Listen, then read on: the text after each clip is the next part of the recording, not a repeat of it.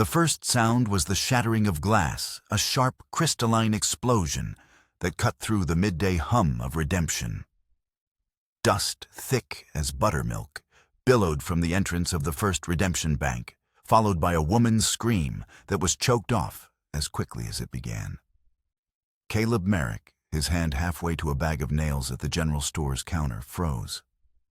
Every instinct honed over 4 years of war and another decade of solitude screamed at him to melt into the shadows, to become the ghost he had long felt himself to be. Trouble, he'd learned, was a patient hunter, and he had no desire to cross its path. He stayed low, peering through the grimy storefront window. Men in dust-caked slickers poured from the bank, their faces obscured by bandanas. They moved with a brutal efficiency, herding hostages onto the street, their pistols glinting like cruel promises in the punishing sun. At their center was a man who needed no mask. He stood tall and broad-shouldered, his coat open to reveal a silver-buckled belt. His voice, a resonant baritone, carried over the rising panic. "Citizens of Redemption, your tithes are being collected. Please remain calm, and the Lord may yet see fit to spare you." His name was Silas Kane. Caleb didn't know it yet, but he felt the man's presence like a drop in temperature, a cold shadow falling over the sun-bleached town.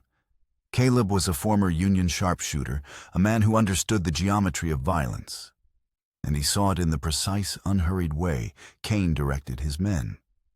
This was not a desperate grab for coin. It was a performance. Caleb's body remained still, a statue carved from regret. But his mind was already mapping the angles, the distances, the vulnerabilities. The man on the saloon roof had a Spencer rifle, but the glare was in his eyes. 2 men covered the alleyway. Kane stood in the open, an act of supreme arrogance. Caleb's hand instinctively twitched, the muscle memory of a trigger, pull a phantom limb he could never shed. He forced it back down. This wasn't his fight. He had buried his last fight on a hill behind his cabin, marked by a simple wooden cross. Then it happened. As Silas Kane turned to bark an order, a chain slipped from his waistcoat pocket. A small silver object swung on the end of it, catching the light. It hit the dusty ground with a soft metallic clink, unnoticed by its owner.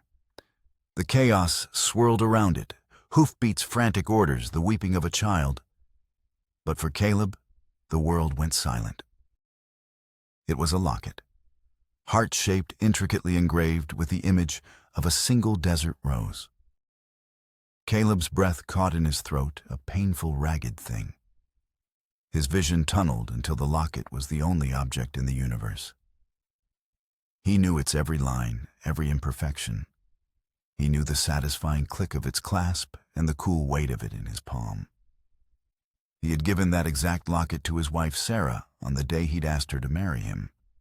He had buried it with her. The sight of it broke through the carefully constructed walls of his solitude. The past, a tide he had spent years holding back, crashed over him with the force of a flash flood. He was no longer just a bystander. The man in the center of the street, this silver-tongued devil named Silas Kane, was not a stranger. He was a grave robber, a desecrator of the only sacred ground Caleb had left. The world rushed back in a roar. The bank robbers were mounting up, stuffing canvas bags into their saddlebags. Silas Kane swung onto a magnificent black stallion, laughing as the sheriff and his lone deputy emerged hopelessly outgunned. The locket lay forgotten in the dust. Without thinking, without conscious decision, Caleb moved. He slipped out the back of the general store, his movements fluid and silent. He wasn't a hero charging into the fray. He was a predator. His focus narrowed to a single point. He circled around the livery stable, the sounds of the departing gang fading behind him. He emerged at the edge of the square, just as the last horse galloped away, leaving a pall of dust and fear hanging over Redemption.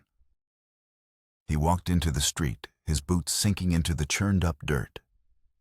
People were starting to emerge from their hiding places, their faces a mixture of relief and shock. No one paid him any mind. He knelt, his fingers closing around the silver locket. It was warm from the sun. He thumbed the clasp, and it sprang open. Inside, the tiny, faded portrait of a young woman with kind eyes and a defiant smile stared back at him. Sarah. He closed it with a snap. The cold fury that filled him was a familiar companion, an old friend from the battlefields of Shiloh and Antietam. But this was different. This was not about a flag or a cause. This was about a desecrated memory. He stood, the locket clenched in his fist, its edges digging into his palm. His gaze followed the dust trail of the riders, a brown stain against the impossibly blue sky. He now had a purpose far more urgent than nails and lamp oil. He had a name to put to a ghost and a question that demanded an answer, even if that answer had to be carved from Silas Kane himself. The quiet life he had built for himself was over. The hunter had found him after all. 2 days later, Caleb rode into the squalid, wind-scoured settlement of Trestle Creek, a place that clung to the edge of the Badlands like a scab. The locket was tucked into his shirt pocket, its presence a cold weight against his heart.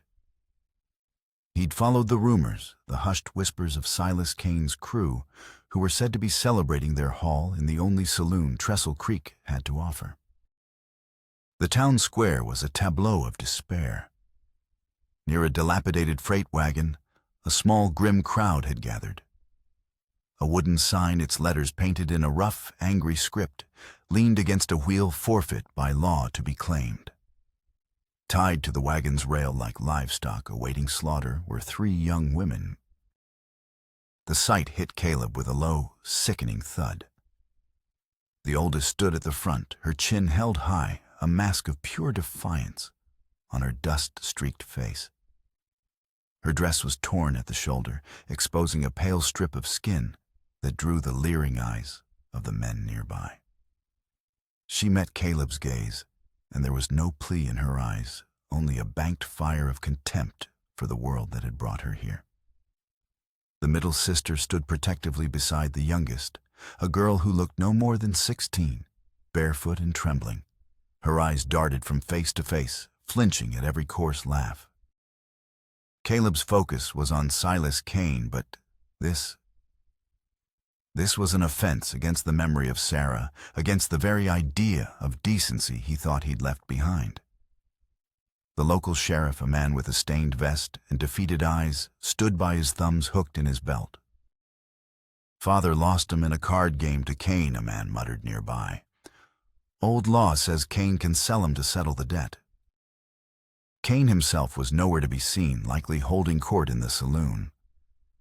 But his cruelty was here, a palpable stain on the afternoon. Caleb pushed through the crowd at the smell of sweat and cheap whiskey thick in the air. He didn't want to get involved. He was here for the locket for answers. But leaving them was not something he could do. He couldn't look at Sarah's portrait again, knowing he had walked away. He stopped in front of the sheriff. "Price?" he asked, his voice a low rasp.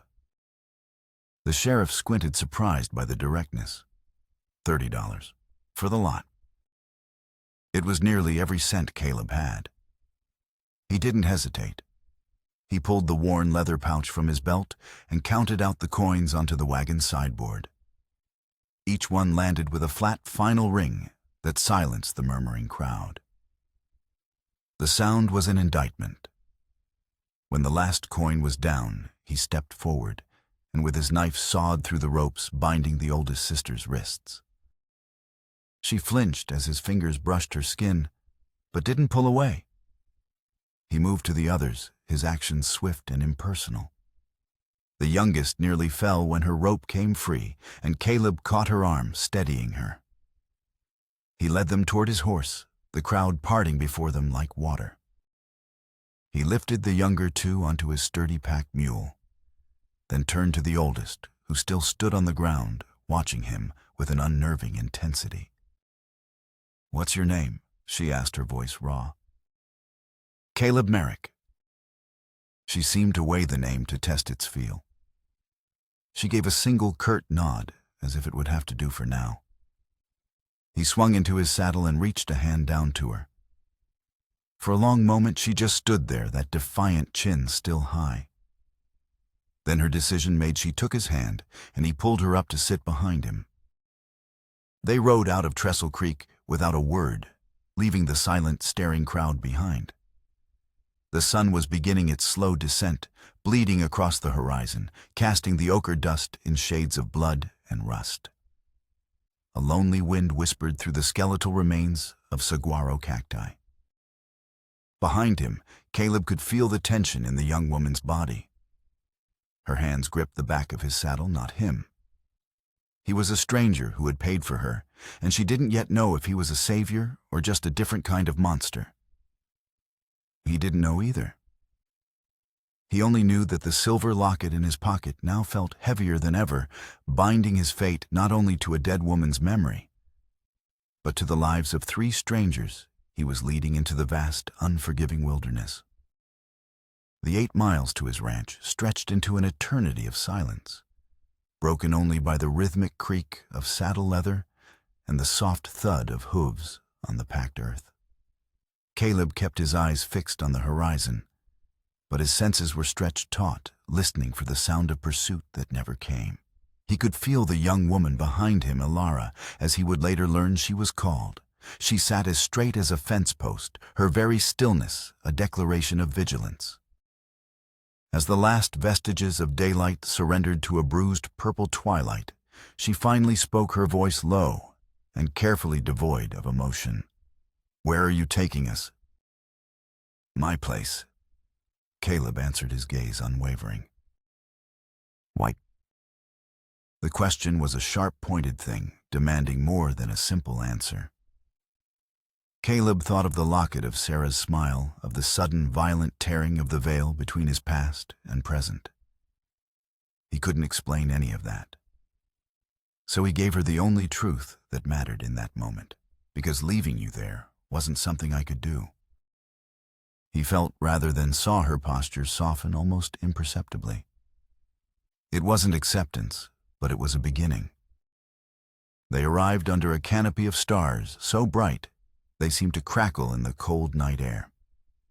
The cabin was a dark silhouette against the low rise of a hill, humble and solitary. It wasn't much a single room, a lean-to and a barn that listed slightly to the north, but it was solid, and it was his. He helped them dismount, his touch brief and functional. "You can stay in the lean-to," he said, gesturing to the side room where he stored feed and tools. "It's dry. I'll clear a space." Inside, the cabin smelled of wood smoke, old leather, and solitude. A fire slumbered in the hearth, and he coaxed it back to life, the flickering light dancing across the clean-swept floorboards. While he moved sacks of grain and tools out of the lean-to, the sisters huddled together, their faces pale in the firelight. The middle one, Clara, checked the corners of the lean-to with a wary eye before ushering the youngest, Lily, inside. Ilara remained in the doorway, her arms crossed, her expression unreadable. Caleb set a pot of beans and bacon to warm on the stove. "Water pumps outside," he said, not looking at them. "You can wash up." Ilara gave him a long, searching look, then took the bucket without a word. From the porch, Caleb watched the 3 of them at the pump, their movements economic and weary. They shared a dipper of water, their bond, a silent, unbreakable thing in the vast darkness. They ate at the rough-hewn table, the only sounds the scrape of spoons against tin plates and the crackle of the fire. Caleb sat apart, giving them space. He saw Lily glance at him, her eyes wide and curious, before Clara gently nudged her. When the meal was over, Ilara gathered the plates, her movements crisp and efficient. As she washed them in a basin, their hands brushed when he handed her the dishcloth. She recoiled for a split second before her composure returned. Later, after checking the stock, he returned to find the 2 younger sisters asleep in the lean-to curled together under a blanket like a pair of stray kittens. Ilara sat just inside the doorway, her back against the frame, watching the dying embers in the hearth. "You're safe here," Caleb said quietly from across the room. Her head snapped up, her eyes glinting in the dim light. "For how long?" "For as long as you need," he replied, his tone even and final. She studied him for a long time, searching his face for the lie, the hidden cost. Finding none, she gave a slow, deliberate nod. "Good," she said before disappearing into the lean-to and closing the door softly behind her. Caleb banked the fire and stretched out on his cot. The cabin felt different. The silence was no longer empty. It was filled with the soft sound of breathing from the other side of the wall. For the first time in 10 years, he was not entirely alone. He reached into his pocket and pulled out the locket. In the faint glow of the embers, Sarah's painted smile seemed both a comfort and a curse, a relic of a life he had lost and a catalyst for a future he could not yet comprehend. The next day settled into a cautious rhythm. Caleb was a man of routine, and he introduced the sisters to it, not with orders, but with quiet expectation. He rose before the sun, his first chore to restart the fire. By the time he returned from checking the fence line, Ilara would be up, her hair braided neatly, a question in her eyes. "Them pump needs filling," he'd say, and she would nod, taking the buckets. Clara, practical and steady, took to the chickens, her initial apprehension giving way to a grudging affection for the flock. Lily, who had been a ghost of a girl, began to find her voice in small, hesitant questions. "You live here all by yourself?" she asked one morning over breakfast.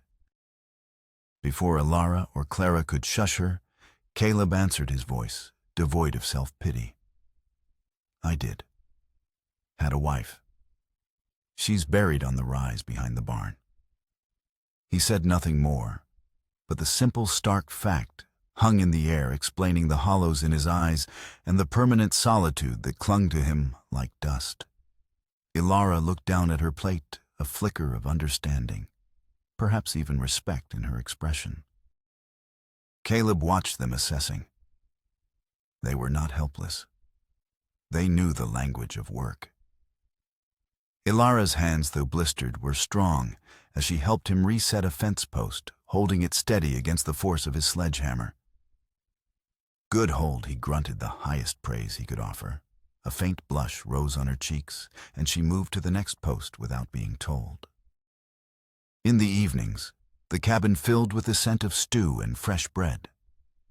The silence at the dinner table became less tense, punctuated by Clara's dry observations or Lily's quiet humming. A fragile sense of domesticity began to settle over the raw edges of their cohabitation. One night, after the younger two had retired to the lean-to, Ilara stayed behind, wiping down the table. "You paid $30 for us." She set her back to him. "You could have just taken one." Caleb stopped cleaning his rifle. He set the oil rag down slowly. "Wasn't about taking," he said. "It was about getting you out." She turned, then leaning against the table, her eyes searching his. He saw the walls she kept so high tremble for just a moment. The defiance was still there, but beneath it was a deep, bone-weary exhaustion.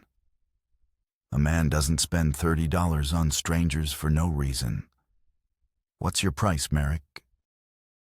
He thought about the locket, the cold weight of it in his pocket.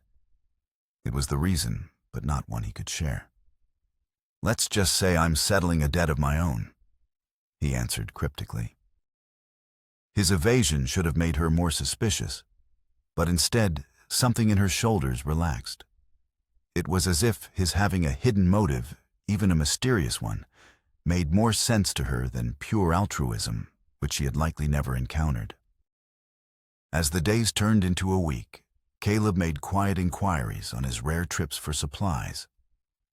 The name Silas Kane was spoken in a mix of fear and grudging admiration. He was a man building an empire on land, cattle, and fear. Caleb learned that Cain's family had been run out of the territory years ago, disgraced and broken. Silas had returned with a vengeance, seemingly intent on reclaiming not just their land, but their honor, twisted as his definition of it was. He also learned of the sisters' father, a man named Thomas Vance, a failed prospector with a weakness for cards and secrets. Caleb began to piece together a darker story. Vance hadn't just lost his daughters in a game. Whispers spoke of an old debt, a shadow from the past, that connected Vance to the Cain family. Alara had mentioned her father's paranoia, in passing how he feared a debt that could only be paid in blood. It was starting to seem the card game was merely the final cruel act in a much longer, more tragic play. One afternoon, while repairing a harness on the porch, Caleb saw Alara standing by the creek, staring east, the direction of the world they'd left behind. He walked over his boots, quiet on the soft earth. "You're thinking of him," he stated, not asked. She didn't turn. "My father. He wasn't a bad man. Just weak. He had secrets that haunted him. He used to talk in his sleep about a fire, about a promise he couldn't keep." She finally looked at him, her eyes clouded with a pain she rarely showed.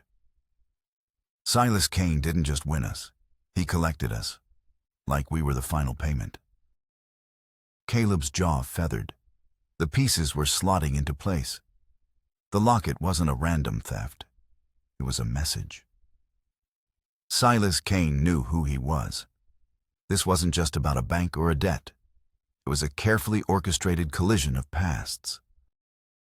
That evening, as a storm gathered on the horizon, pressing down on the land with a heavy electric stillness, Caleb made a decision. He took the legal notice he'd been given in Trestle Creek, the one declaring the sisters forfeit, and burned it in the stove. Alara watched the paper curl into black ash. What was that for? It was a bill of sale. Caleb said, his voice grim. "And you're not for sale." He looked at the three of them, their faces illuminated by the fire. Alara, fierce and protective. Clara, quiet and resilient. Lily, watchful and strong in her own way. They were becoming more than just his responsibility. The thought was both terrifying and undeniable. "Tomorrow," he said, his voice leaving no room for argument. "We ride to redemption. We're getting the judge to make this right. Officially." He was no longer just reacting. He was taking the fight to Silas Cain, not with a gun, but with the law. He knew it was a risk. It would announce his presence, his defiance. But looking at the sisters, he realized his lonely sanctuary was no longer enough. He had to build a fortress. The ride to redemption felt different. It was not a flight from danger, but a deliberate march toward it. Caleb sat tall in the saddle, the wagon loaded with the three sisters behind him. Alara's posture mirrored his own, her hands resting calmly in her lap. The fear that had been their constant companion was still present, but it was now overshadowed by a fragile, burgeoning hope. When they entered the town square, a hush fell. Eyes followed them, the gazes a mixture of pity, contempt, and curiosity. Caleb ignored them all, pulling the wagon to a halt before the courthouse. He helped the sisters down his presence, a silent shield against the whispers. Judge Harlan, a man whose face was a roadmap of hard-won wisdom, listened to Caleb's story without interruption. He examined the charred remnants of the forfeiture, notice his expression grim. "Silas Cain is a vulture," the judge said, his voice like gravel. "He preys on the old laws, the ones decent folk have forgotten for a reason." He looked at the sisters, his gaze softening. "Your father, Thomas Vance. I knew him. A man haunted by his past." The judge's eyes met Caleb's, a silent understanding passing between them. "Cain's family and the Vances go back a long way. Bad blood. The judge took out a fresh sheet of paper and began to write, his pen scratching with authority. He drafted a document of legal guardianship, placing Clara and Lily under Caleb's protection until they came of age. He then turned to Alara. "You're a grown woman, Miss Vance. You are free to go wherever you wish." The room was silent. Alara looked at the judge, then at Caleb, who stood impassively, his face giving nothing away. This was her choice, and his expression told her he would honor it, whatever it was. She thought of the cold ground of the lean-to, and then of the sturdy beds he had built for her sisters. She thought of his quiet, good hold, and the way he'd burned the paper that claimed her as property. "I'm staying," she said, her voice clear and steady, "with my family."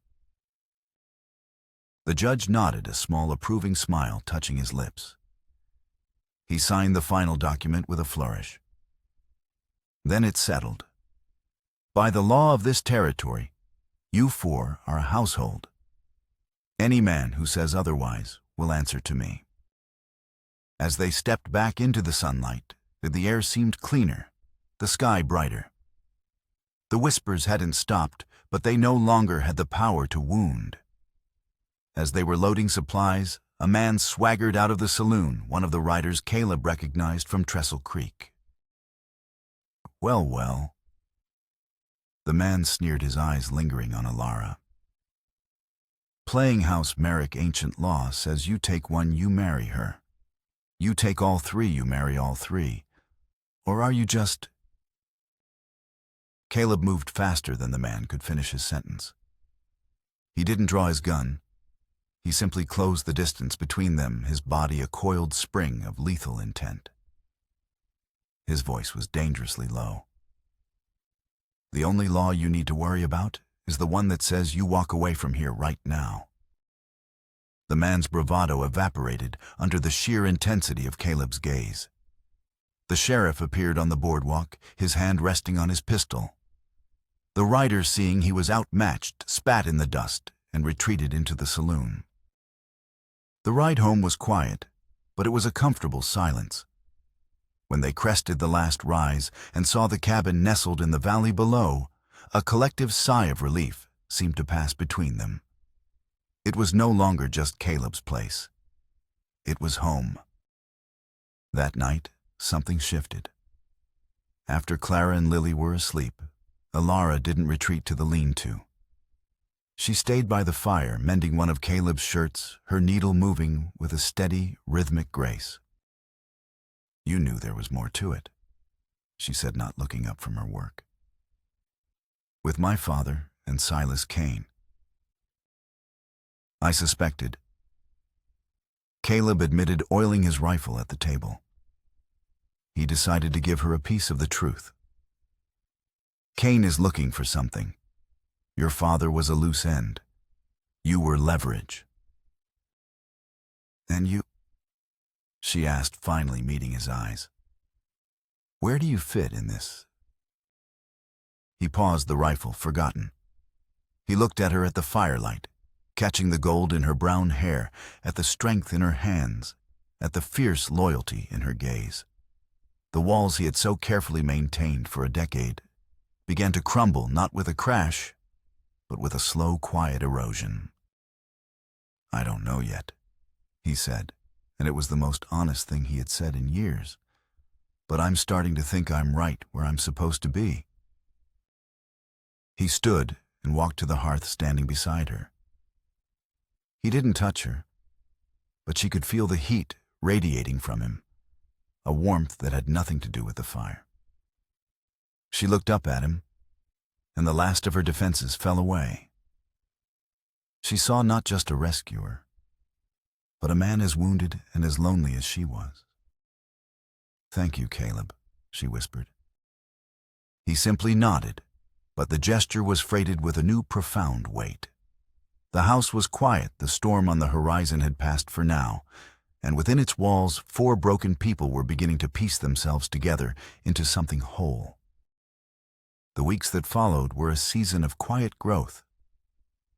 Under the judge's protection, the threat from town receded, leaving the ranch in a pocket of hard-won peace.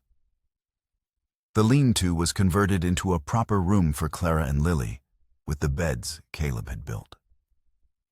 The cabin began to feel less like a man's austere shelter and more like a home. Curtains sewn by Clara from old flour sacks appeared in the windows. The scent of baking bread, courtesy of Alara, often mingled with the smell of wood smoke.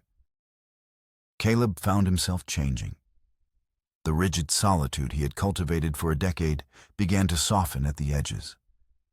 He found himself listening for the sound of Lily's laughter as she chased the chickens, or the low murmur of conversation between Alara and Clara as they worked. These sounds were weaving themselves into the fabric of his life, mending holes he hadn't even known were there. His investigation into Silas Kane, however, continued in secret. On a trip to the territorial capital, he spent a day in the dusty archives of the newspaper office. There he found it. An old article about a mining claim dispute that had turned violent. A fire. 2 families ruined, the Kanes and the Vances. The report mentioned a young boy, David Kane, Silas's younger brother, who had died in the accident. It also mentioned another name, a witness, who had corroborated Thomas Vance's story, a young sharpshooter fresh from the war, named Caleb Merrick. The blood drained from his face. He remembered it now, a hazy, nightmarish memory he had long suppressed. He hadn't known the boy was Silas Kane's brother. He had been passing through, and Thomas Vance, a desperate, terrified man, had begged him to support his version of events, that the fire was a tragic accident. Caleb, weary of death and wanting only to move on, had agreed. He had lied. And that lie had festered for years, a poison that had now come back to claim its due. Silas Kane wasn't just settling an old score with the Vance family. He was coming for him. The revelation changed everything. The peace of the ranch now felt like the calm before a hurricane. Every shadow seemed longer, every gust of wind sounded like approaching hoofbeats. His quiet protection of the sisters had become a liability, painting a target on all of them. His relationship with Alara had deepened into a slow, unspoken courtship. They worked side by side, a comfortable rhythm between them. He would watch her at the stove, the firelight catching the determined set of her jaw, and feel a stirring in his chest he had thought long dead.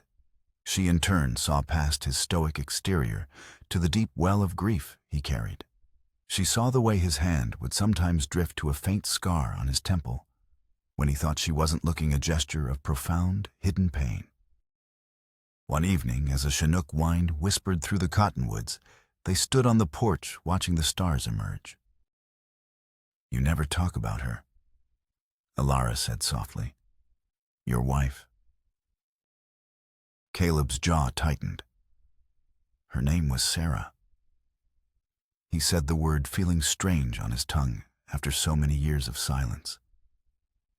She was kind, stronger than anyone knew. He stopped, unable to say more. "The rise behind the barn," Alara prompted gently. "Is that where she is?" He nodded, a muscle feathering in his cheek. He had never taken anyone there. It was his sacred ground, his place of penance. "Will you take me there sometime?" she asked. He looked at her, truly looked at her, and saw not just a woman he was protecting, but a partner. He saw a future he hadn't dared to imagine. "Yeah," he said, his voice thick. "I will." But the future was a luxury he might not have. The next day, a lone rider approached the ranch. It wasn't one of Kane's thugs. It was a frightened farmhand from a neighboring property. "It's Kane." The boy stammered, his eyes wide with terror. "He's clearing out the valley, buying claims for pennies or burning folks out if they refuse. He says he's reclaiming what's his. He's coming this way, Mr. Merrick. He's coming for you." The news was a death knell. Caleb sent the boy on his way and turned to face the cabin. Alara stood in the doorway, a rifle in her hands. She had heard everything. Clara and Lily were behind her, their faces pale but resolute. They were no longer the terrified victims from the wagon. They were defenders of their home. "You should take your sisters and go." Caleb said, his voice flat. "Head north, don't stop." Alara chambered around. The sound was a definitive click that echoed in the sudden stillness. "This is our home now," she said, her voice unwavering. "We're not running anymore." Caleb looked at the three of them standing together and realized he was wrong. He wasn't their liability. They were his reason. For the first time since Sarah's death, he had something to lose. And Silas Kane was about to find out what a man with something to lose was capable of. A strange dark orange haze began to gather on the western horizon. The wind picked up, carrying the scent of dust and ozone. A sandstorm was coming. Inside. Caleb commanded, his voice ringing with an authority they had never heard before. "Bar the door. Board the windows. He's coming, and he's bringing hell with him." The world outside dissolved into a screaming ochre vortex. The sandstorm hit the cabin not as a gale, but as a physical blow, a solid wall of wind and grit that threatened to tear the structure from its very foundations. Dust, fine as flour, seeped through every crack, coating every surface, filling their lungs. The sun vanished, plunging the day into a suffocating brownish twilight. The howl of the wind was a constant deafening shriek, a sound that frayed the nerves and made rational thought a desperate struggle. Inside the cabin, the four of them moved with grim purpose. Caleb and Alara boarded the windows, the hammer blows barely audible over the storm's roar. Clara filled every bucket and pot with water from the pump, a frantic race against the moment the well would be choked with sand. Lily, her fear a tight knot in her stomach, methodically checked Caleb's ammunition, her small fingers stacking the brass cartridges in neat, deadly rows on the table. They were an island in a sea of chaos, trapped and exposed. The storm was both their prison and their shield. It masked their enemy's approach, but it also cut them off from any hope of aid. "He'll use the storm for cover." Caleb said, his voice strained to be heard. "He'll think we're blind and deaf." He moved to the hearth, his face illuminated by the single flickering lamp. But we're not. Hours passed. The relentless assault of the wind became a maddening rhythm. A corner of the barn roof tore loose the sound of splintering wood, a sharp crack of thunder amidst the chaos. The horses screamed in the stalls, their terror a palpable thing. Then a new sound, a faint rhythmic thud against the north wall, almost lost in the storm. Caleb held up a hand, and they all froze, straining to listen. Thud, thud, thud. "They're trying to break down the wall," Alara whispered, her eyes wide. Caleb said, his gaze fixed on the spot.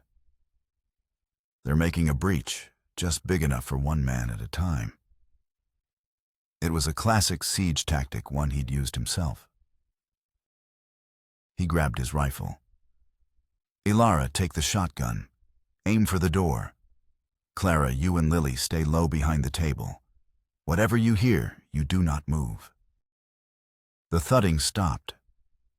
A terrible silence descended, made all the more profound by the howling wind outside. A single board splintered and fell inward, revealing a sliver of the swirling dusty hell outside. Then another. A dark shape filled the opening. Caleb fired. The rifle's report was a deafening cannon blast in the enclosed space. The shape grunted and fell back. Immediately, another took its place. Alara's shotgun boomed, the buckshot tearing through the wooden wall, and a scream was ripped away by the wind. The fight was on. It was a raw, desperate battle for survival in the dim, swirling dust of the cabin. Gunshots flashed in the gloom, illuminating nightmare vignettes at the glint of a pistol barrel, the contorted face of an attacker, the fierce, determined set of Alara's jaw.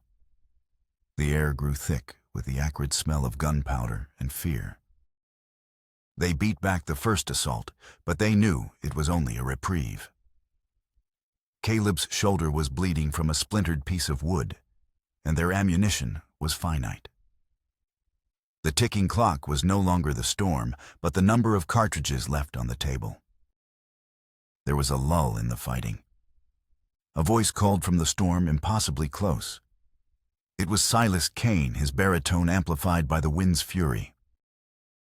"Merrick, you can't win. You are a liar and a thief, and you have taken everything from me. Give me the girls, and I will grant you a swift end." "He's at the barn." Caleb breathed, recognizing the direction. "He's going to try and burn us out." Suddenly, the lamp on the table sputtered and died, plunging them into near-total darkness, the only light coming from the flashes of lightning that momentarily illuminated the chaos outside. In that instant of blackness, the front door crashed inward, torn from its hinges. Framed in the doorway, a silhouette against the swirling dust, stood Silas Kane. He was a giant, a figure of pure menace. "It's just you and me now, Merrick." Silas roared, his voice filled with a grief-stricken rage that was more terrifying than simple malice. Clara screamed. In the confusion, Lily bolted from behind the table, trying to reach the breached wall and escape into the storm. A remaining henchman grabbed her. "Let her go!" Alara shrieked, raising the shotgun. But another of Kane's men tackled her from the side. Everything had collapsed into chaos. Caleb saw it all in a horrifying split-second tableau. He had a choice: Silas or the man holding Lily. He didn't hesitate. He lunged for Lily's attacker, his rifle butt cracking against the man's skull. He shoved Lily back towards Clara just as Silas charged him. The two men crashed into the table, sending the last of the ammunition scattering across the floor. The final fight was not to be one of guns, but of raw physical will. They were two sides of the same tragic coin, locked in a desperate struggle in the heart of the storm. "You think this is about land?" Silas snarled, his powerful hands closing around Caleb's throat. "This is about my brother David, your friend, the boy you let die in that fire." Caleb gasped for air, his vision starting to blur. "It was an accident, Silas." "Liar." Silas bellowed, his face a mask of torment. "You murdered him. You wanted Sarah all for yourself, her own brother. You let him burn so you could steal her, and then you stole her from our family forever." The climactic twist hit Caleb with the force of a physical blow. Silas wasn't Sarah's brother. He was David's brother. And David was Sarah's brother. He had been Caleb's best friend.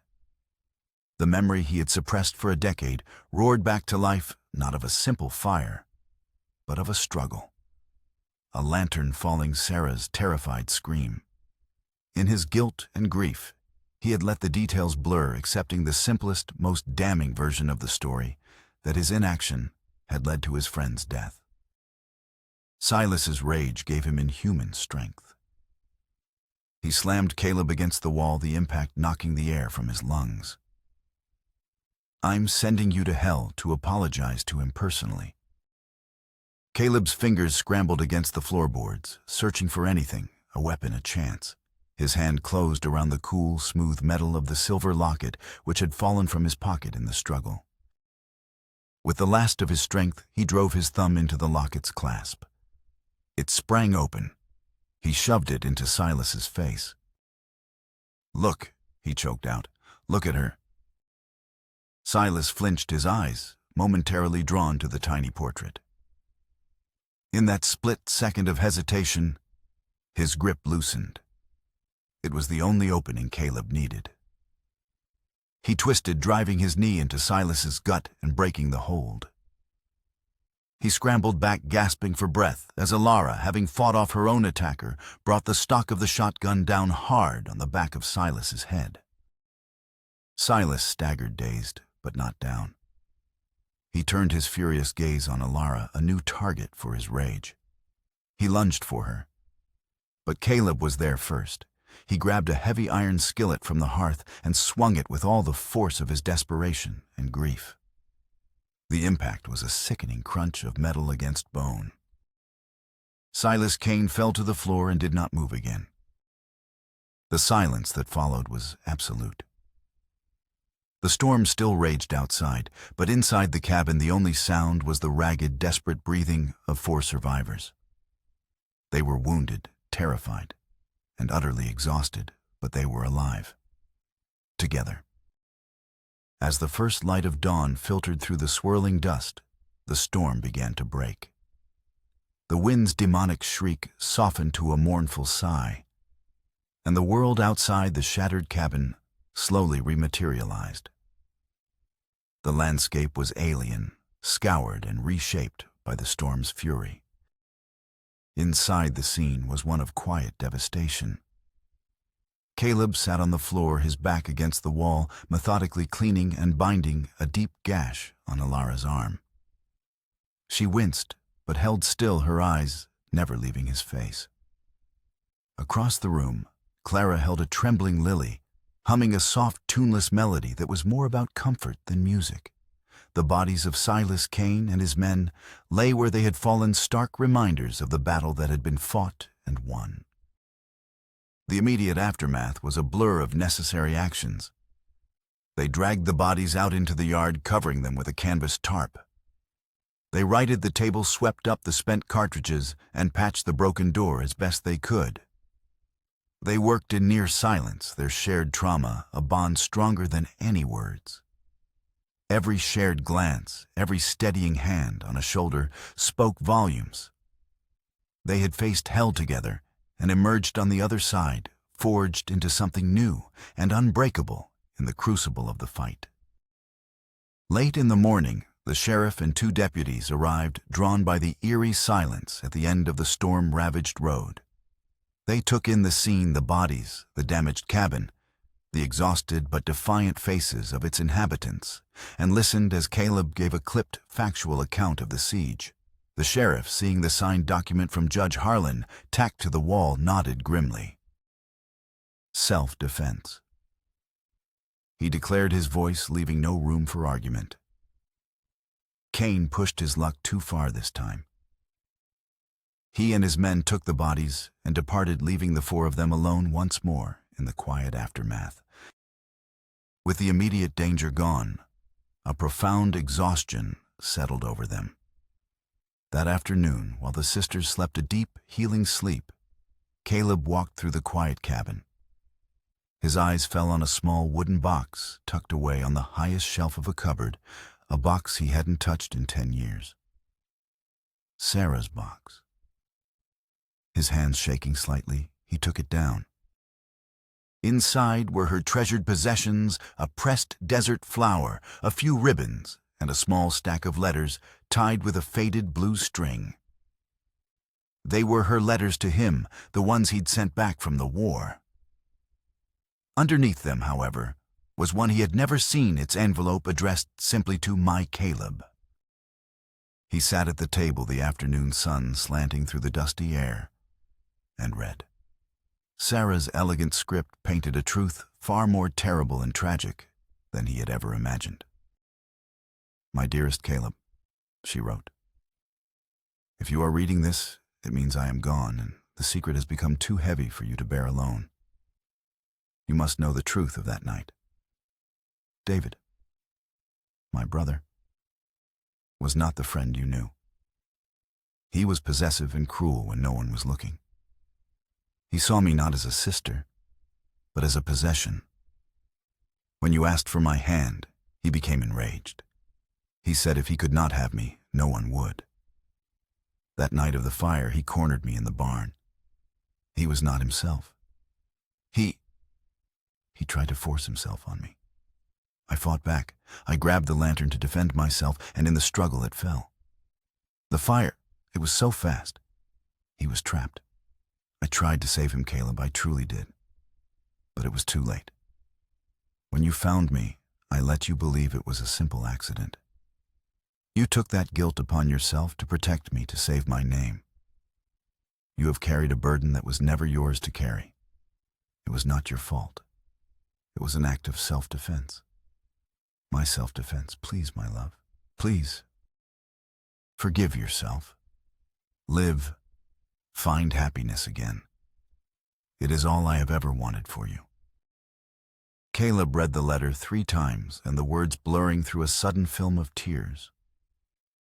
A decade of guilt, a crushing weight that had shaped every moment of his solitary life, dissolved. It wasn't his sin to atone for. It was a sacrifice he had made for the woman he loved, a secret he had kept to protect her honor. Silas's vendetta, the entire cycle of violence, had been built on a tragic misunderstanding. He looked up as Alara entered the room, her expression soft with concern. She saw the letter in his hand and the tears tracking paths through the grime on his face, and she understood. She crossed the room and gently took the letter from him, reading it herself. When she finished, she placed her hand on his cheek, her touch gentle and sure. No words were needed. Later, as the sun began to set, casting long, peaceful shadows across the valley, Caleb led Alara, Clara, and Lily up the small rise behind the barn. They stood before the simple wooden cross that marked Sarah's grave. The air was clean, washed by the storm. From his pocket, Caleb took the silver locket. He held it for a long moment, the metal warm in his palm, a final silent farewell to the ghost who had haunted him for so long. Then, with a quiet reverence, he hung it over the top of the wooden cross.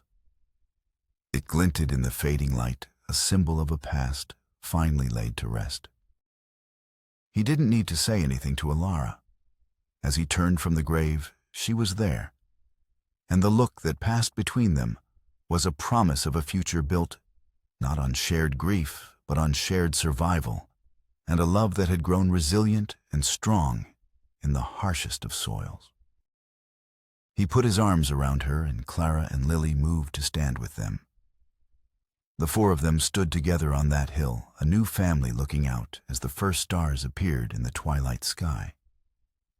They were scarred, they were weary, but they were whole. And for the first time in a very long time, as the quiet of a peaceful night settled over the land, Caleb Merrick felt at peace.